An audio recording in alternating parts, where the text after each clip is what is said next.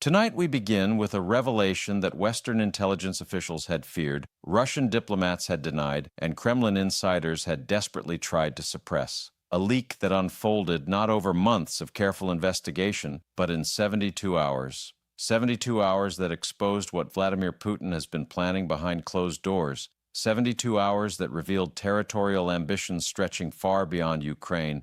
72 hours that showed the world a map that was never meant to see daylight. What Russian intelligence operatives did last week crossed a line that NATO officials had hoped would hold. And when that line broke, Western intelligence agencies did not hesitate. They responded with speed, precision, and unprecedented coordination. The satellite imagery now circulating through classified briefings in Washington, London, and Brussels tells a story that contradicts everything the Kremlin has publicly stated about its territorial intentions. This is not speculation. This is not analysis based on troop movements or diplomatic signals. This is documentary evidence, cartographic proof of border changes that Putin never wanted the world to see.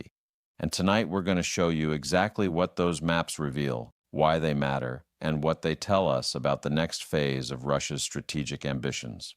For 18 months now, there had been whispers, not official statements, not formal intelligence assessments, just whispers, that Putin was preparing something far more ambitious than the special military operation he had publicly announced.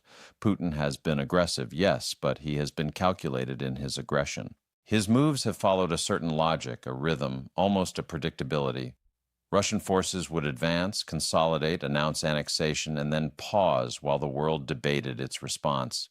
But what set off alarm bells in Langley and at GCHQ this autumn was that the rhythm went silent. Analysts who monitor Russian strategic communications know the indicators: the movement of classified mapping equipment to secure facilities, the reassignment of territorial planning specialists from civilian to military oversight, the sudden classification upgrade of geographic survey data, the unexpected silence from officials who normally couldn't stop talking. All of that went quiet, and whenever Putin goes quiet, it means something is about to get loud. Intelligence services across the NATO alliance began pooling resources, sharing satellite access, and coordinating signals intelligence in ways they hadn't done since the first weeks of the invasion. They knew something was being prepared. They just didn't know what. The assumption among most analysts was that Russia was planning another annexation announcement, perhaps formalizing claims to territories they had partially occupied but never officially absorbed. That assumption, as we now know, dramatically underestimated the scope of what was being planned, because the maps that have now leaked show borders that don't just incorporate occupied Ukrainian territory. They show borders that reach into countries Putin has publicly promised he has no designs on. They show a vision of Russian territorial control that stretches from the Baltic to the Black Sea. And they show timelines, projected dates for when these borders might become operational realities. Early Tuesday morning, British intelligence detected what they described as an unauthorized data transmission from a secure Russian military facility, including cartographic files that had not been accessed outside the Kremlin's inner circle in over 3 years. These are the kinds of documents that Russia only produces when they are signaling something very specific: imminent military action, long-term strategic planning, or territorial claims they intend to formalize. Western analysts didn't know which category this fell into, or whether it fell into all three at once. But what they did know was that Putin was changing his strategic posture. And when a nuclear-armed power shifts its territorial ambitions without explanation, even by small measures, every intelligence agency on Earth pays attention. The leaked materials include what sources describe as aspiration maps, documents showing not current Russian territorial control, but projected territorial control under various military and diplomatic scenarios. The most alarming of these maps shows a version of Eastern Europe that bears little resemblance to current internationally recognized borders. Ukraine, as a sovereign state, does not exist on this map. Moldova is absorbed entirely. The Baltic states, Estonia, Latvia, and Lithuania are shown with administrative boundaries rather than international borders, suggesting they would be reduced to autonomous regions within a greater Russian sphere. Finland's eastern territories are marked with dotted lines and question marks. Poland's eastern border is shown as historically contested, And most disturbingly, each of these territorial changes is accompanied by timeline projections, some extending only 5 to 7 years into the future. These aren't the fantasies of low-level nationalist bloggers. These are documents that bear the classification stamps of Russia's highest strategic planning authorities, documents that were never meant to leave the rooms where they were created.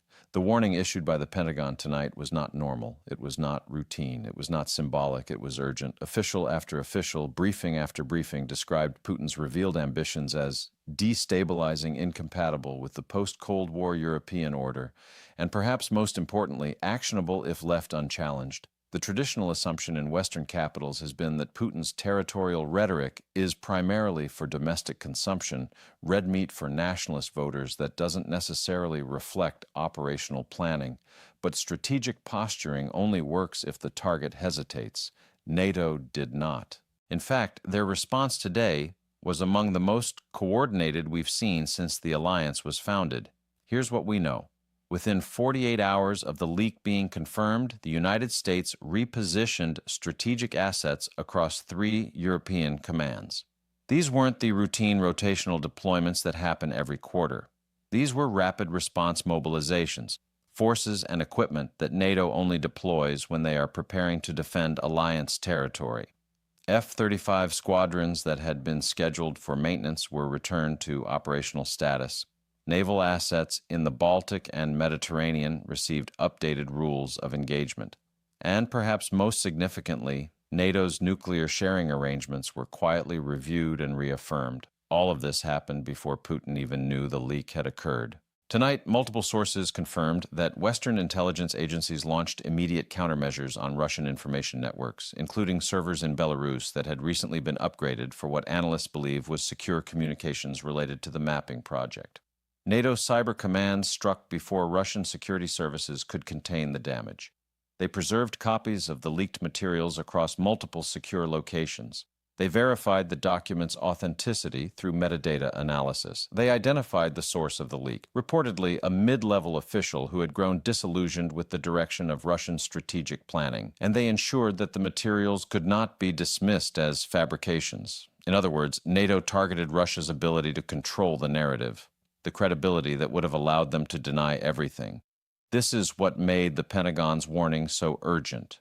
Putin's territorial planning wasn't just symbolic, it was actionable. It represented the kind of ambition that could reshape the European continent if left unchecked. And Western intelligence, understanding that fully, responded with force. Not recklessly, not impulsively, but strategically. They didn't announce the leak publicly before verifying every detail. They didn't share the materials with media before briefing allied governments. They hit Russia's information control capabilities. They hit the Kremlin's ability to shape the international narrative. They hit the credibility that Putin relies on to maintain his domestic political position. And they did it all before Moscow could mount a coherent response.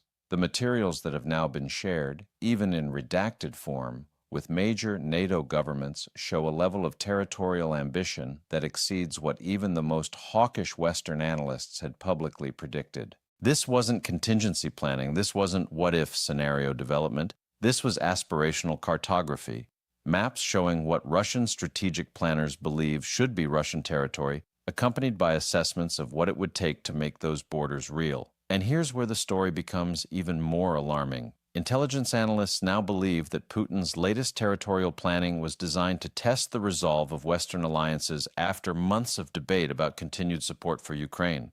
Putin wanted to see whether NATO would fracture over the question of how far to extend its security commitments. But instead, the opposite happened. Western governments didn't hesitate. They issued a collective response that was so swift, so unified, that even Kremlin officials noticed. You don't get Putin's attention easily, but today, NATO did. Senior defense officials speaking with international media under anonymity described Putin's strategic shift as opportunistic expansion testing, a way to probe for weakness while maintaining plausible deniability. But NATO proved today that they remain both vigilant and coordinated. Their responses were not only rapid, they were calibrated so precisely that they addressed each element of the Russian planning documents.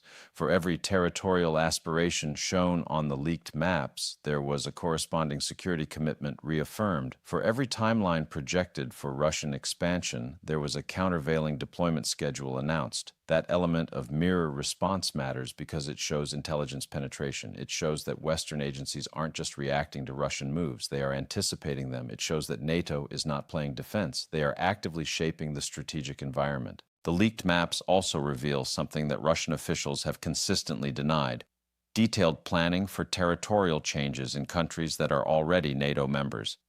This isn't about Ukraine anymore. This is about the fundamental architecture of European security, and that's why the response from Brussels, Washington, and London has been so immediate and so forceful. As reports continued coming in throughout the evening, we learned more about the scale of NATO's response. The United States carried out immediate consultations with every Eastern European ally, forcing emergency sessions at multiple defense ministries simultaneously. British intelligence targeted Russian disinformation networks that had been activated in the last 72 hours, specifically to discredit the leak. French cyber commands operating in coordination with German counterparts reportedly disrupted communication channels used by Russian strategic planners to coordinate their response. This wasn't just damage control. This wasn't just a press release condemning Russian aggression. This was strategic information warfare. This was alliance coordination at its most effective. And alliance coordination is the one thing Putin has struggled to undermine since the invasion began. For every advance Russia has made on the battlefield, NATO has countered with something that complicates their strategic calculations. Every time Putin has tried to split the alliance has responded by growing stronger. And tonight, that pattern continued. The scale of what the leaked maps reveal is genuinely unprecedented. We're not talking about minor border adjustments or disputed territories. We're talking about the wholesale redrawing of the European map. We're talking about the elimination of multiple sovereign states. We're talking about a vision of Russian dominance that echoes the darkest periods of 20th century history. Remember, Putin thought the West was too divided to respond effectively. He thought years of political polarization had weakened democratic resolve. He thought economic dependencies on Russian energy would prevent European governments from taking strong positions. He thought the memory of Cold War vigilance had faded beyond recovery. But tonight, the exact opposite is happening. NATO is more unified than it has been in decades. European governments are accelerating their military spending and energy independence. The United States, despite domestic political tensions, has reaffirmed its commitment to European security, and the intelligence sharing that produced tonight's revelations represents the most effective Allied coordination since the end of the Soviet Union.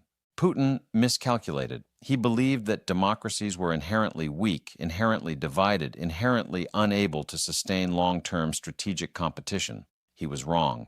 The response to these leaked maps proves that when faced with genuine threats to the international order, democratic alliances can move with speed and purpose that authoritarian regimes struggle to match. What makes this moment so significant and so dangerous is that Putin's latest territorial planning happened at a time when he is under unprecedented domestic pressure. Military hardliners want faster territorial gains and more aggressive action against NATO infrastructure. Economic elites want sanctions relief and a return to normal international trade relations. Regional governors want an end to the mobilization that has disrupted local economies. Security services want clarification about which territorial objectives are actually achievable. Putin is balancing these demands while conducting an active military campaign that has not achieved its stated objectives. And when leaders in that position make sudden moves, they're not doing it from strength. They're doing it from pressure. They're doing it from vulnerability.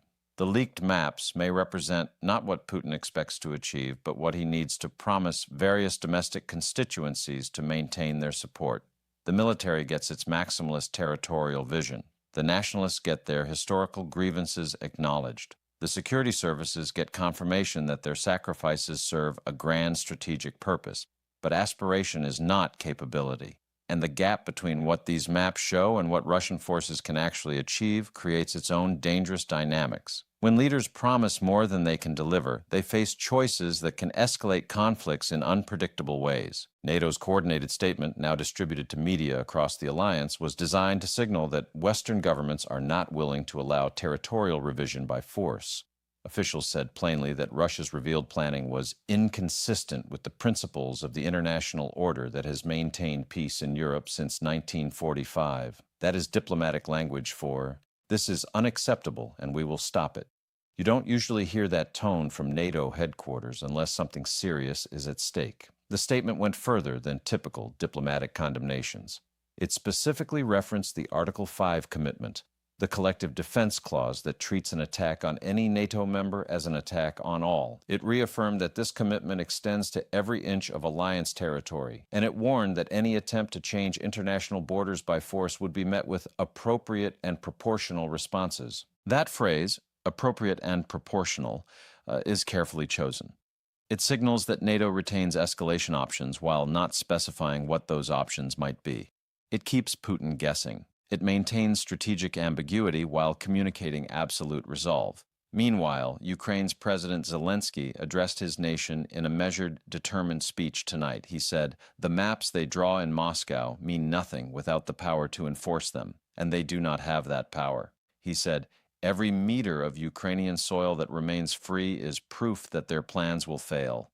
And he said, "The world now sees what we have always known, that this was never about NATO expansion or security guarantees. This was always about empire." These are not rhetorical flourishes. These are statements from a leader who understands just how high the stakes have become. Zelensky has consistently warned that Putin's ambitions extend far beyond Ukraine's borders. Tonight he has documentary evidence to prove it, and he is using that evidence to reinforce the case for continued Western support. His message to NATO allies was clear. The defense of Ukraine is the defense of the entire European order. If Russia is allowed to succeed in Ukraine, the maps that leaked tonight become the next operational objective. The Baltic states, Moldova, Finland's eastern territories, Poland's border regions, everything shown on those maps becomes a potential target. Here's what makes the situation even more concerning. Russia's territorial planning wasn't isolated, along with the cartographic documents. Belarusian military officials also increased coordination with Russian strategic planners, suggesting Minsk's integration into these territorial schemes. Russian naval assets in the Baltic conducted exercises specifically designed to test NATO response times in the region. Russian cyber operations increased attacks targeting critical infrastructure in countries that appear on the leaked maps as future territorial acquisitions. All of this happened within the same 2-week period. When Putin moves multiple pieces at once, it means something larger is underway. The leaked maps provide context for military activities that analysts had previously viewed as unconnected. The naval exercises weren't random training. They were rehearsals for operations that might be necessary to achieve the territorial objectives shown in the leaked documents. The cyber attacks weren't opportunistic probing. They were preparations for potential future conflicts in the targeted countries. The Belarusian coordination wasn't diplomatic relationship maintenance. It was operational integration for shared strategic objectives. Viewed individually, each of these activities could be explained innocuously. Viewed together, in light of the leaked maps, they form a coherent pattern of preparation for territorial expansion far beyond Ukraine. Intelligence analysts are now considering several possibilities. One is that Putin is preparing a renewed offensive in Ukraine designed to secure enough territory to match at least part of his mapping projections. Another is that Putin is attempting to use these maximalist territorial claims as negotiating leverage, starting from an extreme position to make lesser demands seem reasonable. A third possibility, the one worrying officials the most, is that Putin is attempting to normalize these territorial ambitions within Russian strategic culture, preparing the groundwork for future generations to pursue them even if current circumstances prevent immediate action. But today, NATO took that card off the table. They didn't allow Russia to control the narrative. They didn't let the Kremlin dismiss the leak as fabrication. They didn't give Putin time to prepare a coordinated response. They acted immediately, decisively, and collectively. The maps are now part of the public record, the planning is now exposed, and the international community now has documentary evidence of Russian territorial ambitions that extends far beyond anything Putin has publicly acknowledged. That evidence changes the diplomatic landscape permanently. Russia can no longer credibly claim that its objectives are limited to Ukraine. It can no longer suggest that NATO expansion somehow justifies defensive actions. It can no longer pretend that its territorial ambitions are satisfied by current borders. What we're watching now is a test of international resolve. Putin wants to see whether the leak diminishes Western support by making the conflict seem unwinnable. NATO wants to show that exposed ambitions only strengthen the case for resistance. European governments want to prevent any erosion of public support for Ukraine aid, and Ukraine wants to prevent any suggestion that compromise on territorial integrity is acceptable. The next few weeks will reveal whether this leak strengthens or weakens the coalition opposing Russian expansion. If Western publics understand what's at stake, if they recognize that the alternative to supporting Ukraine is the maps that Putin has been hiding, then this leak could be the most important intelligence revelation of the entire conflict. But if Russia successfully frames the leak as fabrication, or if Western audiences grow fatigued by revelations that don't produce immediate consequences, then Putin may conclude that exposure means nothing, that he can pursue his territorial ambitions regardless of what the world knows. That international opinion is a factor he no longer needs to consider. That outcome would be catastrophic. And preventing it is why the response to this leak has been so immediate and so forceful. Tonight, we've heard from senior officials who are now monitoring Russian communications for any indication of how the Kremlin will respond. They say internal Kremlin messaging has become unusually chaotic since the leak was confirmed. They say multiple Russian officials have been recalled to Moscow for emergency consultations. And they say Putin's decision to create these detailed territorial planning documents is likely part of a broader effort to institutionalize his strategic vision, ensuring that it survives regardless of what happens to his personal leadership. But NATO is not retreating. In fact, NATO is accelerating its response.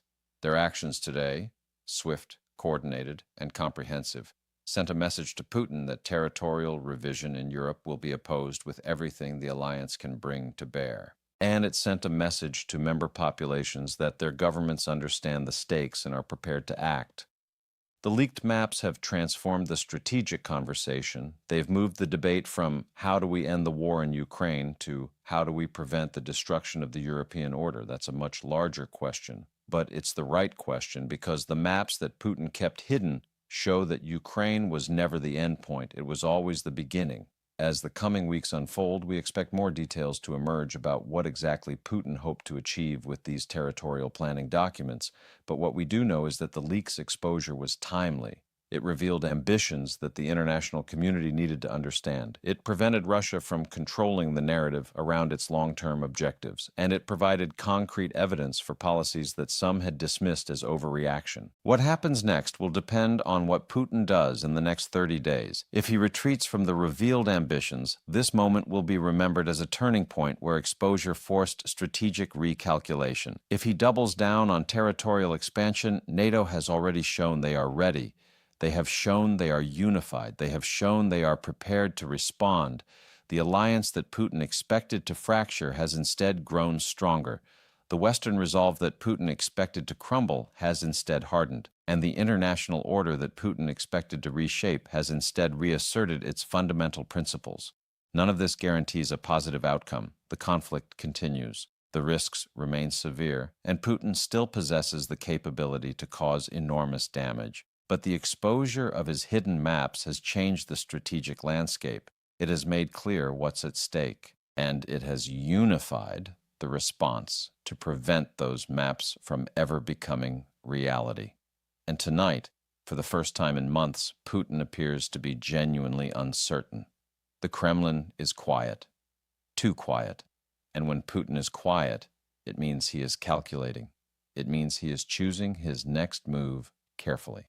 Because tonight, Putin learned something he has learned many times but keeps forgetting, that secrets, once exposed, cannot be hidden again, that ambitions, once revealed, must be defended or abandoned, and that the international community, when presented with clear evidence of aggressive intent, does not simply accept it. This story is far from over. The maps exist. The ambitions they represent have not changed, and the forces that created them remain in power. But tonight, one thing is clear. Putin's hidden borders are hidden no longer. His territorial ambitions are now part of the international record. And the response to those ambitions has been swift, unified, and unambiguous. The world has seen the map Putin kept hidden, and the world has responded. We will be here, watching every detail as the next phase unfolds.